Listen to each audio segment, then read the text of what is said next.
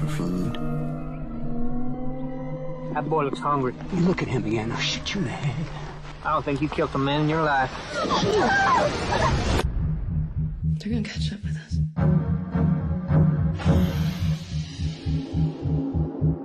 And they're going to kill us. I told you I would do whatever it takes. Like what? I'll kill anyone who touches you. Because that's my job. You're carrying the fire. What fire? Fire inside you. I'm not gonna quit. Good evening, ladies and gentlemen. Much like In the Road, I am freezing. Unlike In the Road, I am overweight. That being said, let's start the show.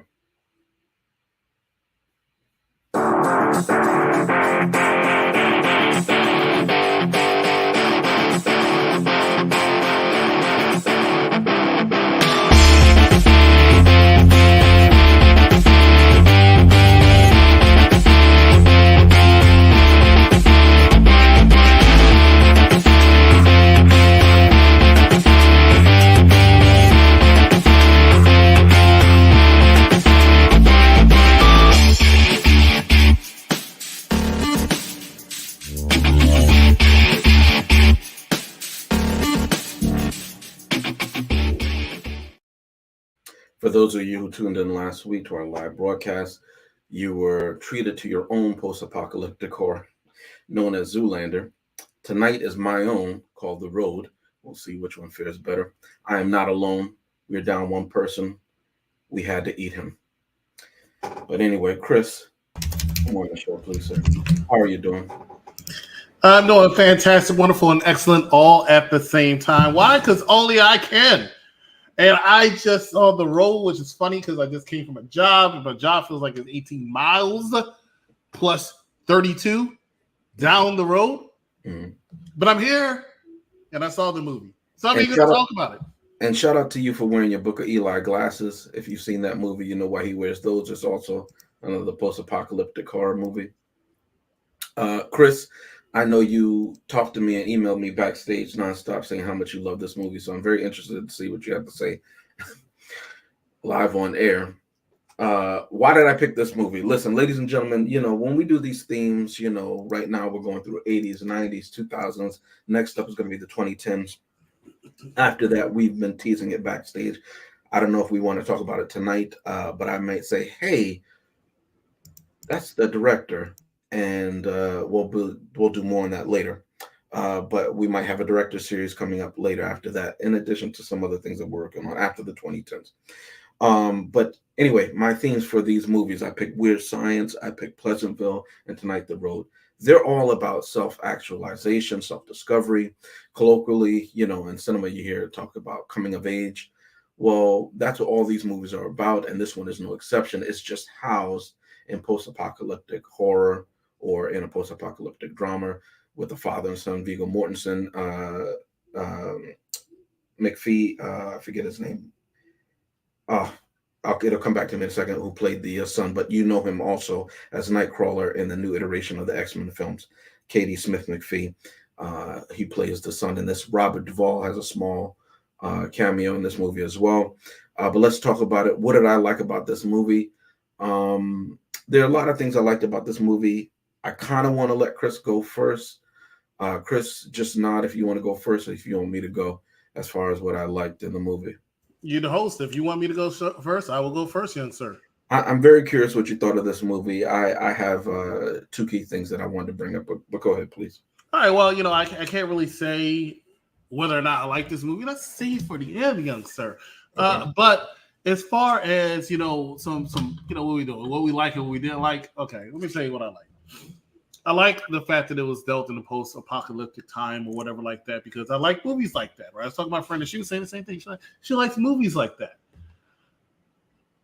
That's about it. You know, I liked that part of the movie. I didn't like the kid. I didn't like the main actor. I didn't like Charlize Theron playing Charlize Theron. I didn't like. I wasn't into it. Right. So I start the movie by starting all the movies that I've never seen before when you all forced me to watch these things. And I looked at the runtime. And I'm gonna tell you how it went. I'm gonna tell you exactly how it went, right? Because I'm a busy guy, 2 jobs, and then I run this whole thing, and other stuff. So I grab my notebook and I say, notebook, right? Handy dandy notebook. Whose day is it? Oh, it's Tuesday. James. Oh, okay. What movie you pick? Oh, The Road. Oh, I can already tell you, right? There's gonna be some freaking depressing ass movie.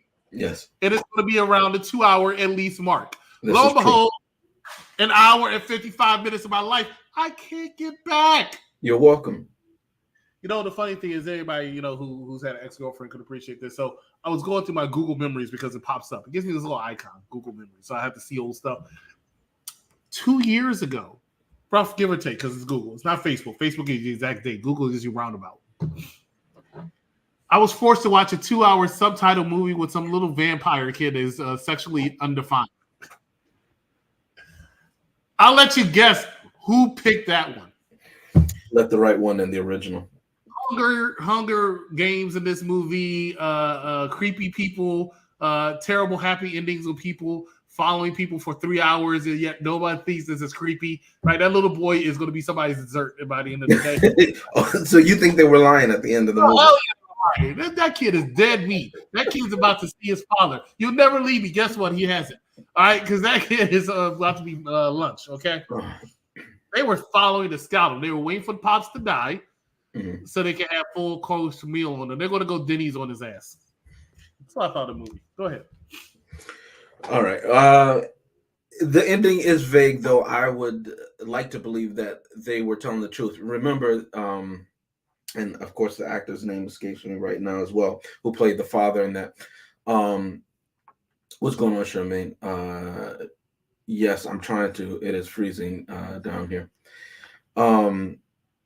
Ask where the father is, because they were trying to contact them. There's a scene early in the movie where they find a cache of food. What do they call it? Not a bomb shelter, but where people where they store food if they think there might be a fallout or whatever like that, fallout shelter. And the boy says, "I thought I heard a dog," and even the father says that can't be a dog, because the father has this pessimistic view of the world at that point. That's his whole character throughout this movie. So there's no way that animals survive. That's why he's so astounded when they find that beetle once they're down on the Georgia coast, because he can't believe there's something alive. Whereas the boy saw the dog earlier, and it's now more proof and evidence that his hope wasn't in vain. That family was actually looking to make contact with him throughout the whole movie, as the father says to the boy at the beach. At the end, we've been following you. We tried to reach you. We lost you once they went in that tunnel, but they used deduction to realize that they must be heading towards the coast. That's why they were 3 days after the father had died. So he legitimately was looking for the father to introduce himself, but he just saw the boy there and he hadn't seen the guy. And they would have to approach that way because of how the world is at that point. You have cannibals, you have people who are just killing them for, scraps of trash, which we would consider today. So the movie is very dark, and the world is a downtrodden place. But in that, I want to highlight 2 things. I mentioned Robert Duvall, who's also in this movie. And there's a scene where you meet his character, and it's an older man. And in today's world, we might see him as an old homeless man. We would just say that, right? But he's walking there, and the little boy convinces his father, this is after they found all the stores of food, right? It would be as if they were starving for days and days, months and months, and then they just walked into a Walmart, right? And they give him a can of peaches. And it's interesting because he couldn't even eat the peaches. He was so dehydrated at the time. So he spit out the peaches, but he just needed some liquid. And later that night, they're eating together after the boy convinces his father to let the old man do so, who's nearly blind. He has cataracts. And the father starts to ask the older man about his family, if he has a son, where are they? And the old man, you see, the cinematographer is so great that there's like a single tear that comes down. And he says, I can't talk about that, not with you, not with anybody else. And in that moment, for however many minutes the scene goes on, the father is like the son. Now, this is going to sound funny because I make fun of the scene always in Superman Returns, but there's a scene in Superman Returns where Jor-El is talking to, well, he's supposed to be talking to Clark, but Lex is listening to that, and he's like, where the father becomes the son, and where the son becomes the father, and the father the son. And it was a great depiction of that, where the father had hope, and he realized that there are other people who are hurting just like him. Chris alluded to the fact that Charlize Theron is in this movie. We find out during the course of it early on in this, it's supposed to be an atomic attack or something like that that went off. She can't take it anymore. Basically, she has cabin fever, and she just goes out into the wilderness to die or to kill herself. And so he has these flashback memories of her throughout this movie. And so it's a representation that other people also are hurting. And it's not just him, and he's not just alone. And there are other people other than these animals, who I'm calling the cannibals, referred to that. And it's just a beautiful scene in a very, very dark, pessimistic movie. Another highlighted scene I want to do is when the boy sees the dog early in the movie. This is the family. They have a dog with them, and their little boy is actually looking at the son. Okay. And in our times, they would just come up to each other and talk, and as kids often do, instantly become friends. You know, they're all of a sudden my best friend because they both play the same games, right? But the boy runs off because this isn't the same world. And that dog that he takes with him, obviously. And the father's running after his son, and he's like, where did you go? Are you crazy? Because from his point of view, he's in pure survival mode. And this is played back in another scene later that I'll touch on in a second. And the son is explaining to the father, and this is the first time that the son actually talks back, and he raises his voice to his dad, and he said, this is important. This is important to me. And the father's like, why? Viggo Mortensen's character asks him why. And the son doesn't have the words. He's supposed to be under 10, maybe. He doesn't have the words to explain why. He doesn't even have the social, capacity in that world, right? He's never had any friends to explain why it's important for him to have friends. And the father has forgotten all of this. And we see how much so throughout the whole course of the movie, but it's beautifully displayed in one scene. And it's very, very subtle.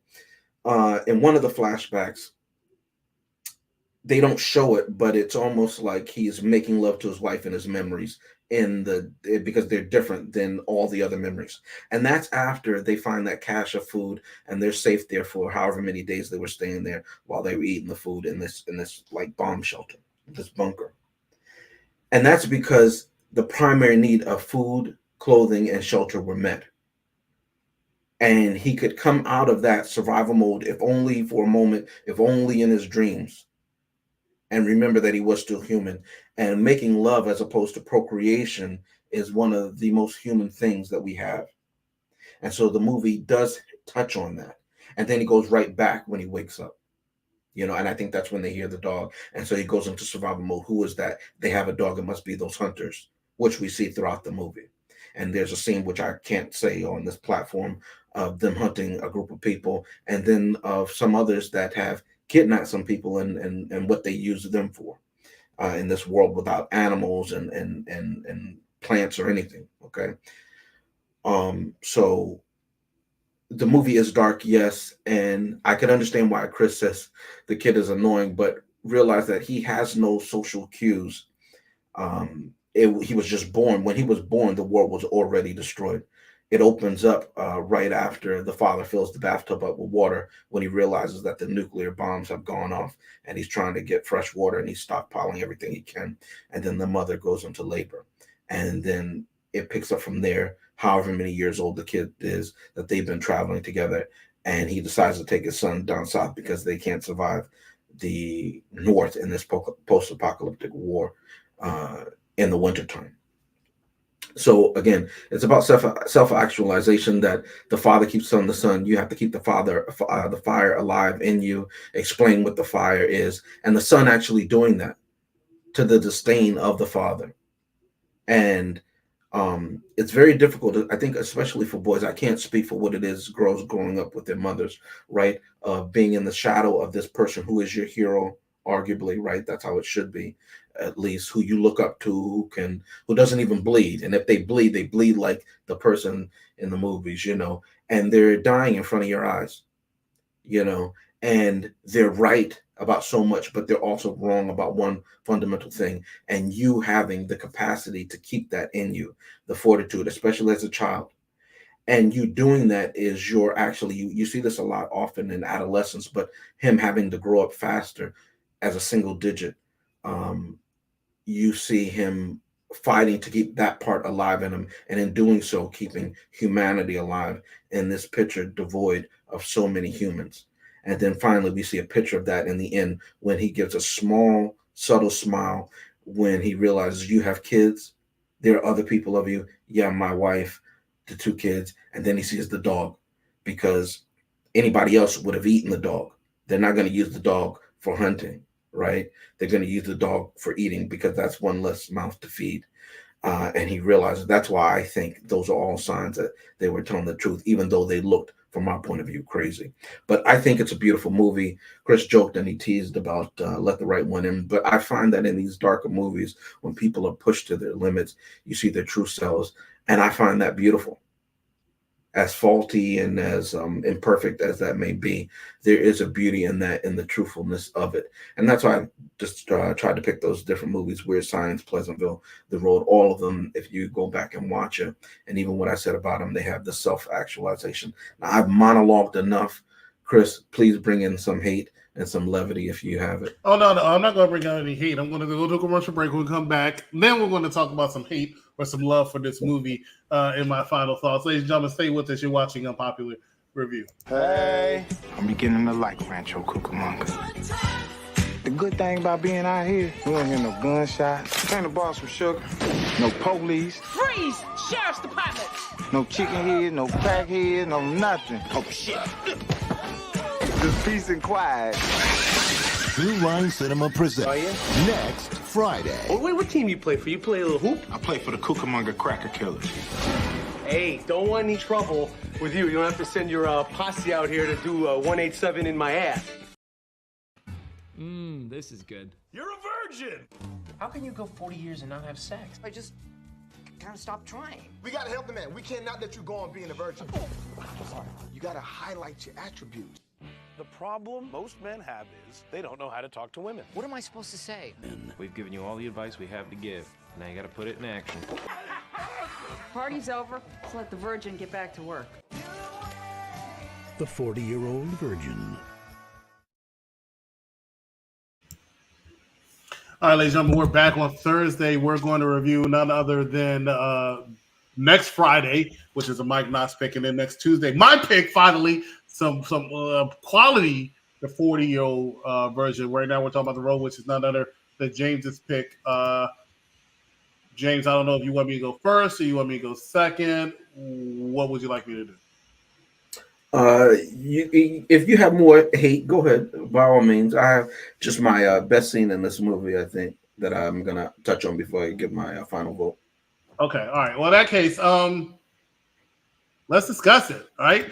The movie, The Road, there were so many things to like about this movie. The title was original. The fact that I went 14 years without knowing or seeing this movie also was a good help. Because 14 years of my life, I don't feel like it's wasted from seeing this movie. Last week, I saw a movie called Zoolander. I said that movie had been one of the worst movies of all time. I am telling you the truth when I say that is 100% accurate. That might have been one of the worst movies I've ever seen. Don't know how it got a sequel. The Road should have a sequel. It's called Roadblock, and it should have ended put up right in the middle of this movie, right? I said that the new line is no longer the Batman. It was going to be Zoolander. But then I realized on Thursday that's not fair. Because every movie will get a thumb up, and we can't do that. Right? We can't do that. So I had to find a happy medium. And I think I found it.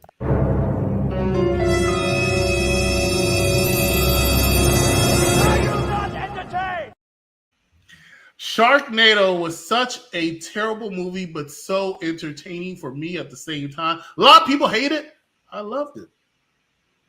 But I can see why people didn't like it. And it's only because it made me entertained that it gets a thumbs up from me.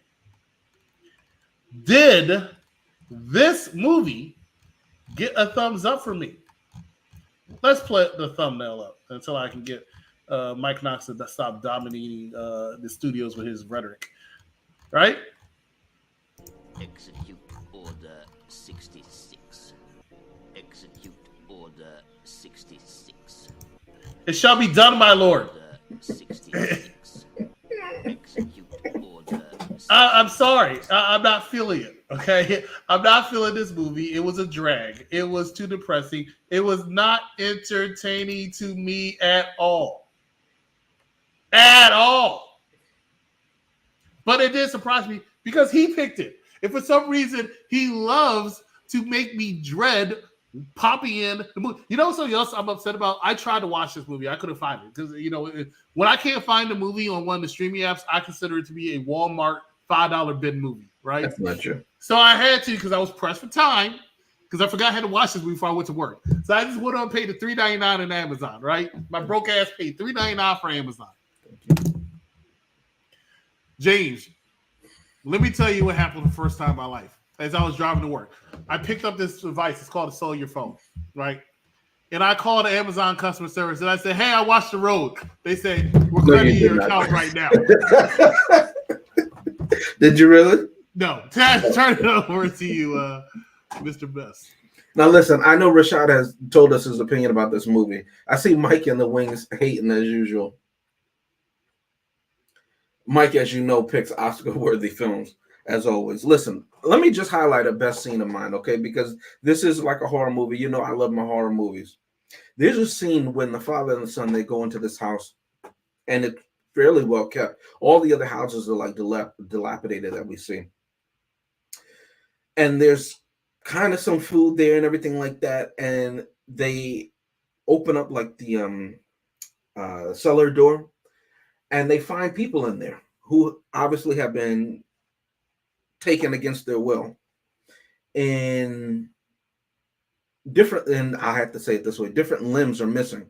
And you find out that obviously the hunters that are staying in that house, they're feeding off of these people limb by limb. And the people are deranged at this point. Okay. All right. Well, thank you for your love, Mike. Did you watch this movie, by the way? And the people are eating them limb from limb, and they're trying to get out of the cellar. The people are like deranged at this point, and they're just grabbing onto them, and it's a literal horror show. And just as they get out of that cellar door, they can hear, the son hears the hunters coming back, who don't know that somebody's in the house. And the father just put the table over the cellar door so these people can't just open up, or that's not already open. And he runs upstairs with his son to the bathroom. And I don't know how to say this, but he puts a device against his son's forehead. And they only have one ammunition left in that device, okay? Because the situation is so dire that he's willing to do that. Now, I don't want to spoil anything, but that's reminiscent of a Stephen King's work or adaptation from the 90s called The Mist. And also in that scene, it's very, very tough to watch, but it's so realistic that I absolutely love it. And I think that's where the contrast in opinions occurs. I love when things are so real, whereas Chris may like the escapism. That's saying that he doesn't like deeper films, but he likes the escapism of the motion picture industry. I like the realism of it as well as the escapism of it. So really what I'm saying is Chris didn't mean that the movie was bad and it's a thumbs down. He meant that it's a thumbs up. It's just not his thumbs up.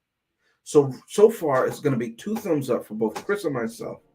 But we have to find out what Rashad. Now Chris says he has Rashad's vote. Execute Order 66. Chris, what did Rashad have to say about this movie? I had to get him the character as Rashad. Okay. Well, The Road, this is his, a direct quote. Mm-hmm. Rough watch, because I believe it's an accurate depiction of what will happen when humanity faces a global catastrophe. Yep.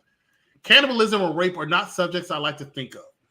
They were front and center in this movie. The struggle of having a child in this environment.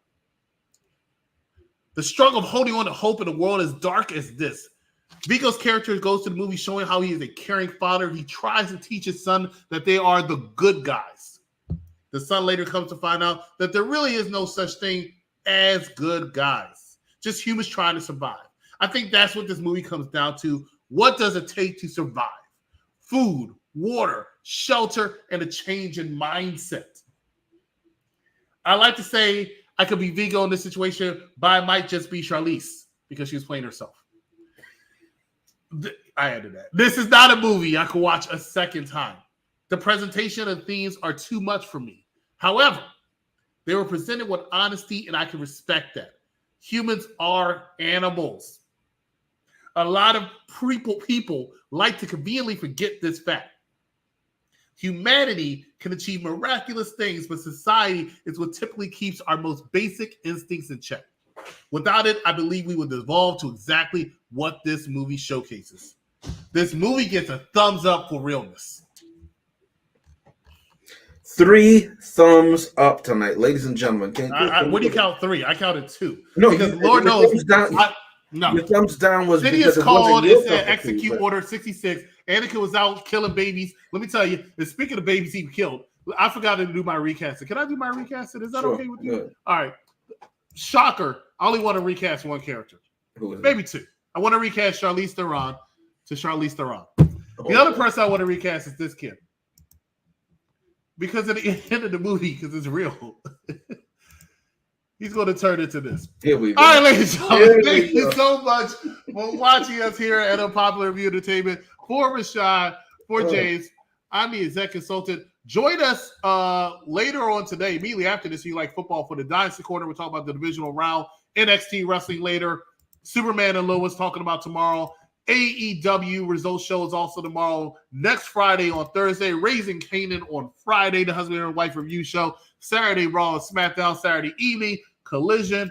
On Tuesday, this the 40-year-old version. Should have mentioned Monday before that, which is the Mike Knox show. In a couple of weeks, we're going to start doing Raw live. Thank you so much for watching. There's a lot of content here at Unpopular Review. We will see you right here next time, ladies and gentlemen, and have a good night. I'm executing order 66 on this movie.